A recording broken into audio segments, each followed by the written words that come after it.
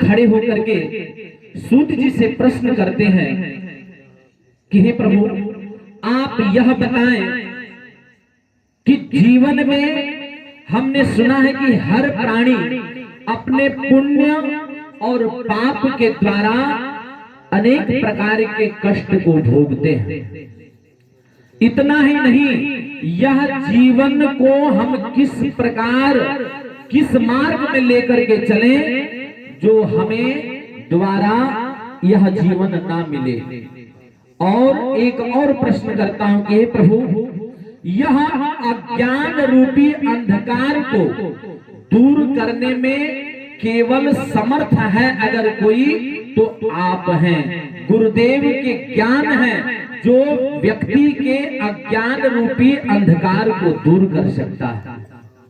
भगवान सूर्य के प्रकाश तो समस्त अंधकार को, बाहर रूपी अंधकार को, जगत रूपी अंधकार को दूर कर सकते हैं, लेकिन हमारे शरीर के अंदर, हमारे हृदय में जो अंधकार है वो भगवान सूर्य दूर नहीं कर सकते। अगर वह दूर कर सकते हैं तो आपके सदगुरुदेव के ज्ञान में वो सामर्थ्यता है जो मनुष्य के समस्त अज्ञान को दूर करके उन्हें भगवान के प्रति लेकर के चले।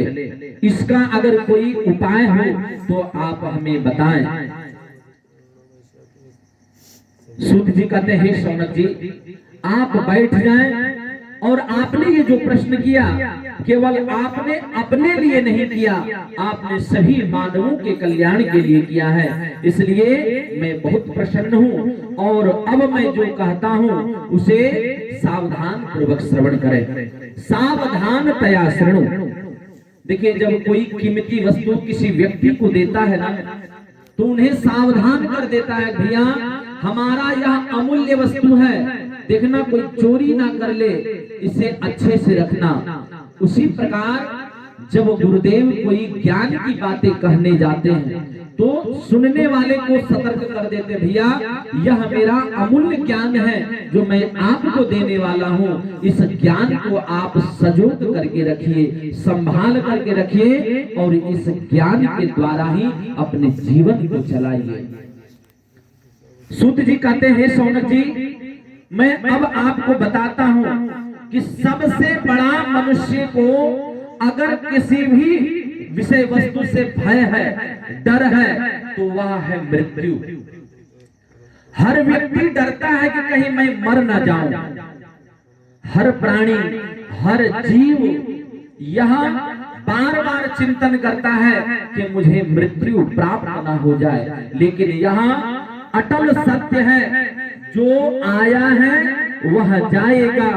राजा रंक फकीर, चाहे गरीब हो, चाहे अमीर हो, चाहे किसी भी वर्ग का क्यों ना हो, जो भी व्यक्ति आया है उसे जाना ही पड़ेगा। इसमें कहीं भी किंतु परंतु नहीं है। बोले क्यों? बोले कि जिस लोक में तुम जन्म लिए हो ना, इस लोक का नाम क्या है? मृत्यु लोक।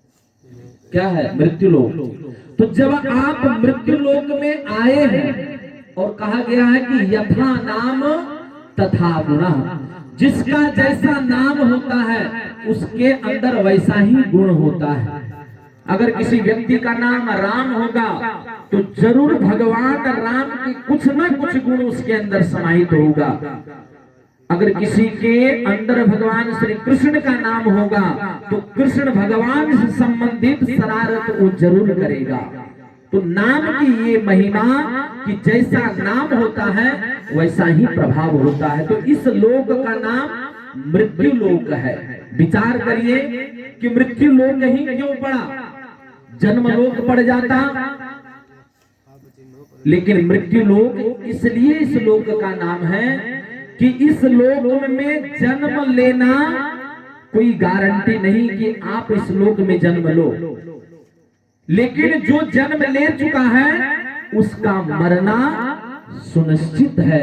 इसलिए इस लोक का नाम मृत्यु लोक पड़ा, जो अटल सत्य है। और जिस दिन मृत्यु अपने बुलावा अगर भेज दिया, उस दिन हमें घर से बाहर निकलना पड़ेगा। इसमें वो कभी नहीं सोचेगा कि थोड़ा सा रुक जाए, ये अपने सगे संबंधियों से मिल ले, अपने भाई से मिल ले, बहन से मिल ले, अपने